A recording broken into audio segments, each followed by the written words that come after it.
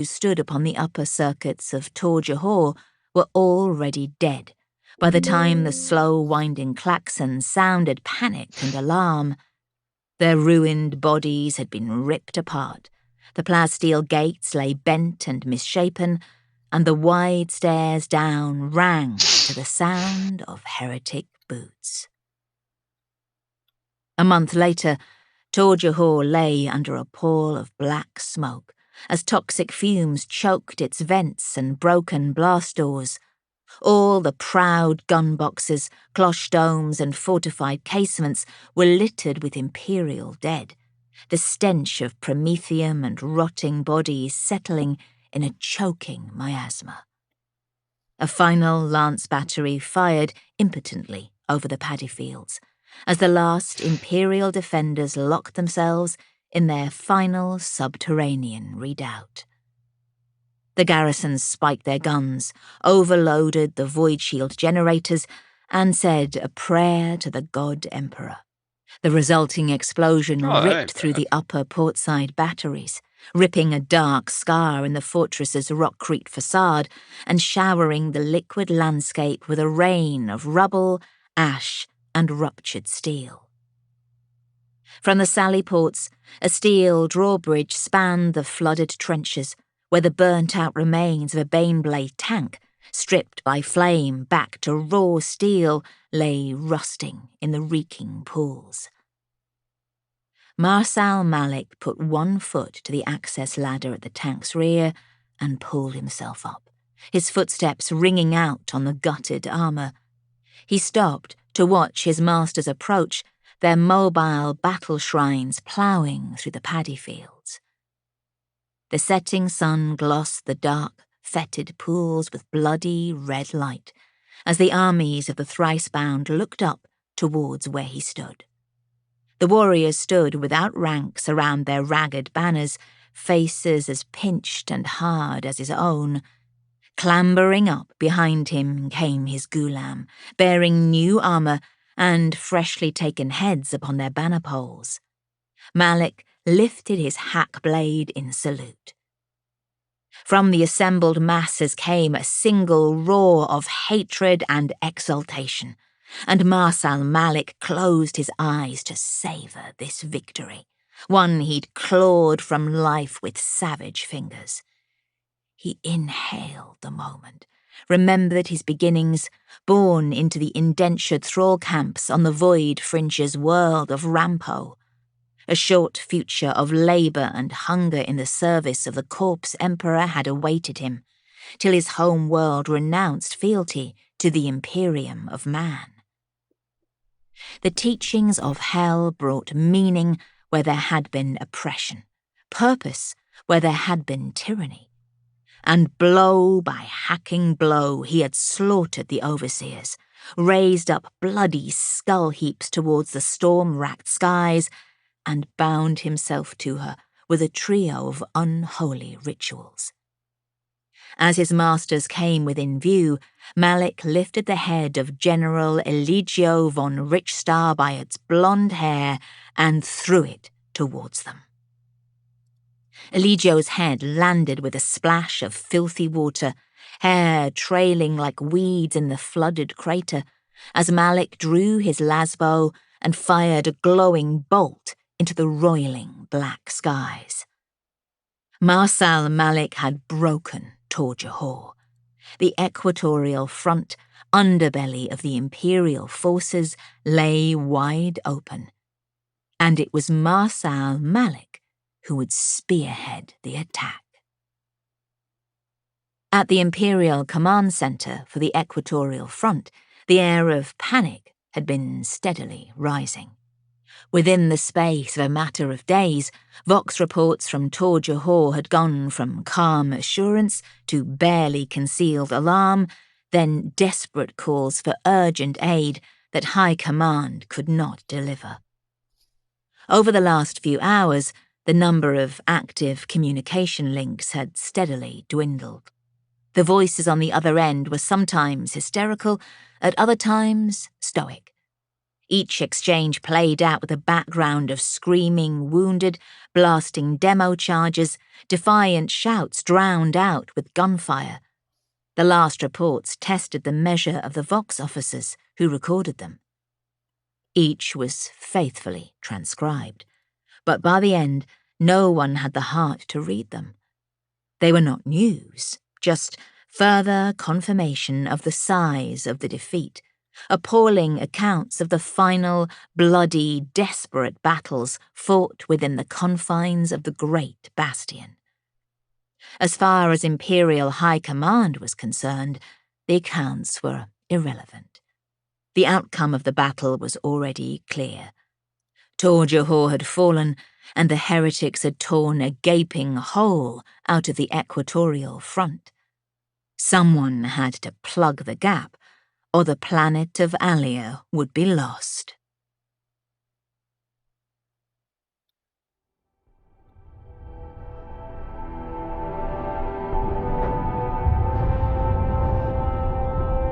Part 1.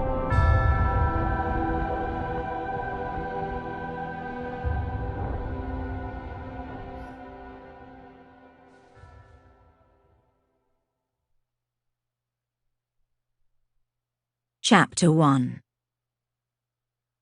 The Valkyrie's retro thrusters fired a final time, but Lord General Benedict could not wait. Even as the landing gear scraped down onto the rockcrete pad, he was already striding out from under the shadow of the craft's wing. The Kazakin of 1st Company, Cadian 101st, nicknamed Hell's Last, hurried to keep up. The shadow of the late Colonel Beetov hung over them. Just takes one sniper to get lucky, Ostanko had reminded them all, and they were alert for any sign of danger as Benedict crossed the cracked rockcrete forecourt and a security detail strode forward to check his credentials. Adjutant Mir hurried to intercept them. They were local defence force. Golden Bannerman, the local hieroglyphic declared, 10th cohort. The approaching troops carried laslocks over their shoulders and wore conical salakot helmets atop purple and gold flak tunics. Their commander was a thin man with long moustaches, and he held a moon-shaped halberd erect at his side. He bowed deeply as Mir announced Lord General Benedict, and his whole squad bowed with him. "We know," the Bannerman's commander said, but his reverence was not so much towards Benedict as it was the blade he carried. "And we are honoured to welcome the great Lord General Isaiah Benedict, bearer of the sword, the blade of Saint Ignazio Richstar." Benedict held the broadsword up. The scabbard was plain Cadian issue, but the true provenance of the blade within was clear as soon as it was drawn. Its craftsmanship spoke of its forging on holy terror in the earliest days of the Imperium of Man. It had been preserved for thousands of years on the crypt world of Potence, taken from the saint's stasis tomb by Lady Bianca Richstar, and presented to Benedict for the crusade that was to rid the gallows cluster of heretics. It was the blade that had ended the life of the enemy general upon Crannig Mons, the traitor rock. It had killed many more heretics since. It was the finest sword Benedict had known, of a quality that the weaponsmiths of the Astra Militarum could no longer match. As the saint's sword was presented to them, the local troops bent even lower. Benedict and Mir exchanged glances. "The saint sees your respect," Mir said, as Benedict hurried past, "but we are expected inside."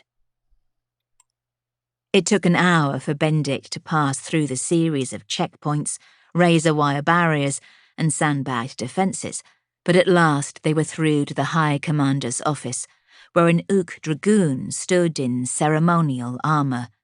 He had a nasty scar disfiguring half his face and dragging down one side of his mouth, and he spoke with a slight slur, which irritated Mir even more. "Apologies for the delay," he said. "This planet, it's hard sometimes to tell who is on our side." "We're all servants of the God Emperor," Mia replied. The other man pulled a face that might have been a smile.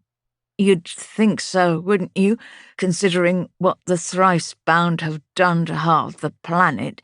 But it seems the rich stars are not popular with all the locals." "They seem popular with those bannermen," Benedict said.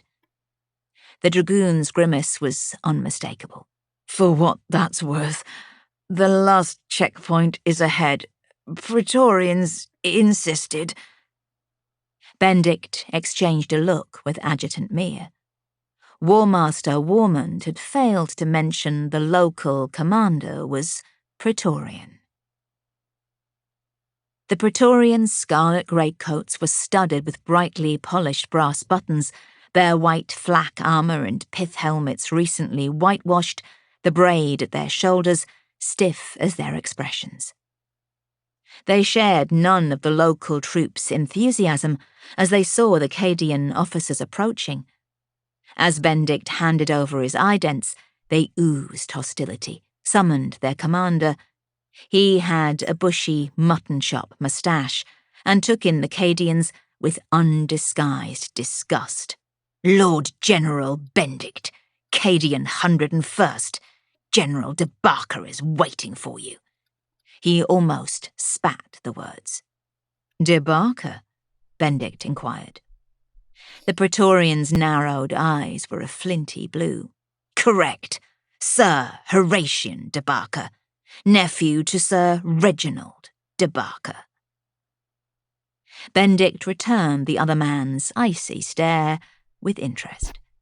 It had been nearly 10 years since the duel in which Benedict had killed Reginald de Barker. It was in the aftermath of the loss of Cadia, and the Praetorian had mocked the Cadians. Benedict had buried his blade in the fool's guts, an action that had blighted his career ever since. But he had not regretted it, not once. Nor did he regret it now as he shook the other man's hand in a vice grip. "I look forward to meeting him," Benedict said. "I hope he has better manners than his uncle." Benedict and Mia passed across a stone bridge over a bubbling black moat and crumbling packed earth wall, topped with coils of razor wire, its red-painted plaster flaking away. The gatehouse was a stone building, with heavy wooden pillars holding up a tiled roof with upturned eaves, each golden tile emblazoned with the imperial aquila. They passed through to inner courtyards with vast murals of Saint Ignazio Richstar and the God Emperor in local garb, moon-shaped halberds in their hands, through another hall into an inner-walled compound, within which stood the Richstar clan hall. Granite steps led up to heavy cinnabar columns and the yawning gateway to the hall beyond. "More bloody Richstars," Benedict snapped. Mia had done his homework. A different branch of the family. Unlike the Corwood regions, the hierarchy is not based on the principle of primogeniture, but is passed down through all members of the family. There are thousands of them who claim direct descent from the saint. Their leaders meet here to decide collective leadership. Benedict's expression said it all. An army needed a leader, not a committee. At the top of the stairs, there was one last checkpoint. "Yes," Benedict snapped. "I am the Lord General Isaiah Benedict." The officer's eyes narrowed.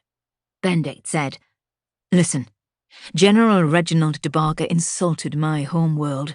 I called him out, and damn it, the God Emperor judged him and found him lacking."